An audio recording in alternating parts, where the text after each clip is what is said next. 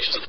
When Obama was attacking Al-Qaeda or ISIS or Al-Shabaab in the 9 different countries he bombed during his presidency, that was legal. But he wasn't directly attacking a member state. He was attacking somebody who there was some semblance of a War Powers Act that covered it.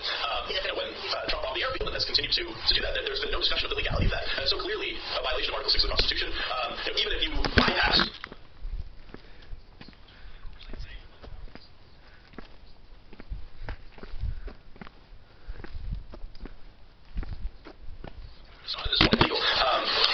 the reality of Syria, we all like to believe that, or not we all, but the general public likes to believe that it's just too complicated to understand. And sure, there are 3 or 4 different groups in Syria doing work, okay, 8 different groups in Syria, but realistically, at this point, there are 2 primary axes of power that could feasibly take control of the country. One being al-Nusra and ISIS, you think 4, okay. One being, I'll turn the mic right over so you can explain that, but in my mind, you've got Assad backed by Russia, and you've got ISIS, al-Nusra, the Wahhabi alliance backed by Saudi Arabia and the U.S., and I think the possibility of another axis of power taking military control there is absurd. And the U.S. has empowered al-Nusra, we've directly funded al-Nusra, we maybe have directly funded ISIS, and I think that there's a standing agreement among the folks from the State Department and Pentagon, although they have funded different groups that sometimes fund each other, that the Wahhabi axis of power is the one we want taking. But essentially we want Al-Qaeda and ISIS to, in the end, control Syria. And that we are kind of passively funding and arming and making sure that those weapons find their way into the hands of the Sunni axis of power. I think Americans began to grasp that has been our role, that ISIS is there not only because there are traumatized people who have been bombed and lost family members and are really pissed off in the West, but also because we're making sure that they have lots of guts to destabilize Syria and to go after Assad. People might start to be more interested in deconstructing the political system we have and building something new that maybe works in our interest instead of the interest of those funding campaigns. So I'm going to turn it over so that you can disagree with that. Yeah, Bill Walker, I agree. We shouldn't beat ourselves up because we aren't putting ourselves billions of dollars to use for our massive media campaigns that we don't have. And nowhere in this room are the world's 1,042 billionaires to help us out here, even though theoretically they should be more concerned about the world being burned up by nuclear fire. We are, because they theoretically have lives they would wish to protect. So we're pretty much not using memes to fight our battles. We can't outspend the people. This goes back to why we have large central powers in the world in the first place, which from the beginning of the 20th century has mostly been the story of central banks.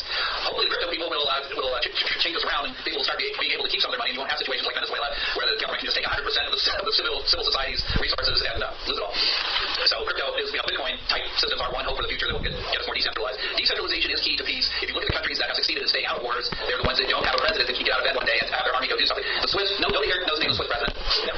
No, and why would you? They can't do that. They cannot just get out of bed one day and grab their football and put it in code and have the Swiss blow someone away. The Swiss put their efforts into protecting their civilians and decentralizing their army and making it impossible for it to be taken out from the top. In fact, even if somebody did take the top, it wouldn't affect it. The Germans put a lot of effort into trying to figure out how to take Switzerland, and they eventually concluded it could not be done because there was no center place to attack. They could take any one particular thing, but that didn't matter to the whole system. And that's how successful, peaceful, long-term stability occurs, is when you have severe decentralization. And that's how successful movements work. If you had a large centralized peace movement, the leadership would quickly be corrupted or subverted or whatever. We can't build pyramids to oppose other pyramids. It has to be bottom up. It has to be driven by small individual groups. When there was a large anti-war movement in the United States in between World War I and World War II, the groups were very decentralized. The America First group had 480 local chapters for its 800,000 members. There hasn't been a peace movement that the population is less smaller back.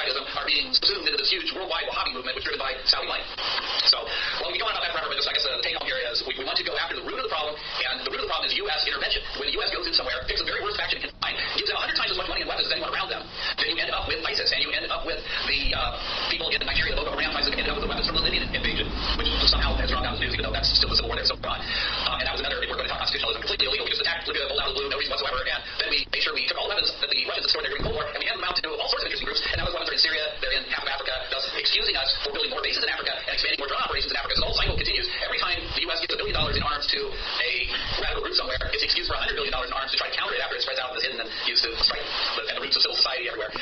So that would be, there's a lot more we can say about goals, but in the short term, that's what we can do with the resources we have, is we can just piggyback on the pro-war means. And that will put the veterans in the future.